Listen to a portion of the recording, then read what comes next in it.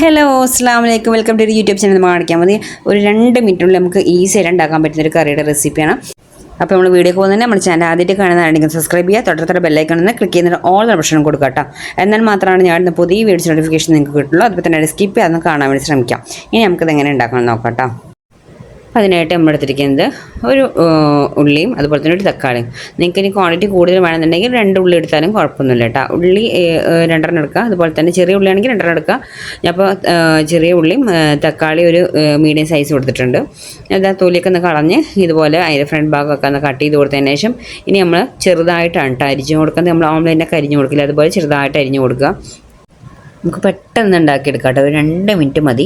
നമുക്കിപ്പോൾ ഉച്ചയ്ക്ക് പച്ചക്കറികളൊന്നുമില്ല വീട്ടിലില്ല എന്നുണ്ടെങ്കിലും, അതുപോലെ തന്നെ ടൈം ഇല്ലെങ്കിലും, പെട്ടെന്ന് പുറത്ത് പോയി വരിക അല്ലെങ്കിൽ സുഖമില്ലാതിരിക്കുന്ന ദിവസങ്ങളൊക്കെ ഉണ്ടെങ്കിൽ നമുക്ക് പെട്ടെന്ന് ചോറിൻ്റെ കൂടെ ഈ ഒരു കറി മാത്രം മതി കേട്ടോ. ഇപ്പോൾ നമ്മളിതാ ഇതുപോലെ ചെറുതാക്കി ഉള്ളി അരിഞ്ഞ് കൊടുത്തിട്ടുണ്ട്. നിങ്ങൾക്ക് 2 ഉള്ളി വേണമെങ്കിൽ 2 ഉള്ളി എടുക്കാം കേട്ടോ, കുഴപ്പമൊന്നുമില്ല.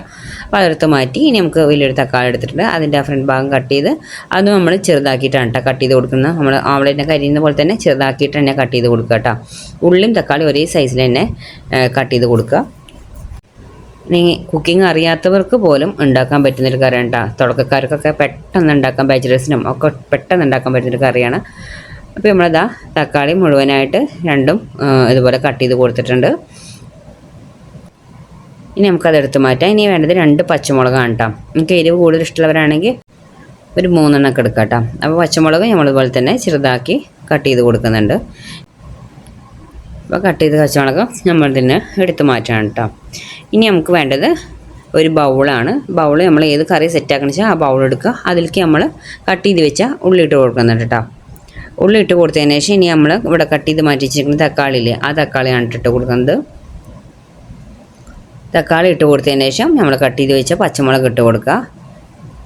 പച്ചമുളക് ഇട്ട് കൊടുത്തതിന് ശേഷം ഇനി നമുക്ക് വേണ്ടത് ഒരു പിടി മല്ലിച്ചപ്പാണ് കേട്ടോ. അത് ഇതുപോലെ ചെറുതാക്കി അരിഞ്ഞത് ഇട്ട് കൊടുക്കുന്നുണ്ട്. മല്ലിച്ചപ്പ് ഉണ്ടെങ്കിൽ എന്തായാലും അതിട്ട് കൊടുക്കണം, അപ്പോഴാണ് അതിൻ്റെ ഒരു ടേസ്റ്റ് ഉണ്ടാവുക. മല്ലിച്ചപ്പ് മറക്കാതെ തന്നെ ഇട്ട് കൊടുക്കുക. അതിട്ട് കൊടുത്തതിന് ശേഷം ഇനി നമുക്ക് വേണ്ടത് 1 കപ്പ് തൈര് കട്ടകളില്ലാതെ നമ്മൾ മിക്സ് ചെയ്ത് വെച്ചതാണ്. തൈര് ഇട്ട് കൊടുത്തിട്ടുണ്ട്. നമ്മളിത് വെള്ളം ഇതിൽ ചേർക്കുന്നില്ല കേട്ടോ. ഈ ഒരു കട്ടിയിൽ തന്നെ നമുക്ക് ഈ കറി കിട്ടണം. അപ്പോൾ നമ്മൾ വിചാരിക്കുന്നത് ഇത് കച്ചമ്പറില്ലെന്ന്, കച്ചമ്പറിൻ്റെ പോലെ തന്നെ നമ്മൾ ഇതുവരെ നമ്മൾ ചെയ്തത് കച്ചമ്പറിൻ്റെ പോലെ തന്നെ നമ്മൾ തൈര് ഒഴിച്ച് കൊടുത്ത് ഉപ്പിട്ട് കൊടുത്ത് ആ ഒരു കച്ചമ്പർ ആഡ് ചെയ്യുന്ന സാധനം ചിലവർ കച്ചമ്പറിൽ ക്യാരറ്റും കുക്കുമ്പറൊക്കെ ആഡ് ചെയ്യും. ഇത് നമ്മൾ കച്ചമ്പറിനെ ആക്കുന്ന പോലെ തന്നെ ആക്കിയെടുത്ത് മിക്സ് ചെയ്ത് കൊടുത്തിട്ടുണ്ട്. പക്ഷേ ഇത് കറിയാക്കി കിട്ടണമെങ്കിൽ ഇനിയൊരു സ്റ്റെപ്പും കൂടെ ഉണ്ട് കേട്ടോ. ഇപ്പം നല്ല മിക്സ് ചെയ്ത് കൊടുത്തതിന് ശേഷം ഇനി നമുക്ക് ഒരു താളിപ്പ് വേണം. അതിനായിട്ട് ഒരു പാൻ ചൂടാക്കാൻ വെക്കുക. പാൻ ചൂടായതിനു ശേഷം വെളിച്ചെണ്ണ ഒഴിച്ച് കൊടുക്കുക. വെളിച്ചെണ്ണ ഒഴിച്ചതിന് ശേഷം ഞാൻ ഇട്ട് കൊടുക്കുന്നത് 1 ടേബിൾ സ്പൂൺ കാശ്മീരി ചില്ലിയാണ്. നിങ്ങൾക്ക് എരിവ് കുറച്ച് കൂടുതൽ ഇഷ്ടമാണെങ്കിൽ നമുക്ക് സാധാ ഒരു ടീസ്പൂണ് സാധാ മുളക് പൊടി ചേർത്ത് കൊടുക്കട്ടെ. നമ്മൾ കുട്ടികൾ കഴിക്കുന്നതുകൊണ്ട് ഈ ഒരു മുളക് പൊടി ഇട്ട് കൊടുത്തിട്ടുള്ളൂ. അതിന് ശേഷം ഒരു നുള്ളു കായപ്പൊടി ഇട്ട് കൊടുത്തിട്ടുണ്ട്. പിന്നെ കുറച്ച് കറിവേപ്പില പിച്ച് ഇതുപോലെ ഇട്ട് കൊടുക്കുന്നുണ്ട്. ഇതാണ് കേട്ടോ ഇതിന് ഏറ്റവും ടേസ്റ്റ് കൂടുക.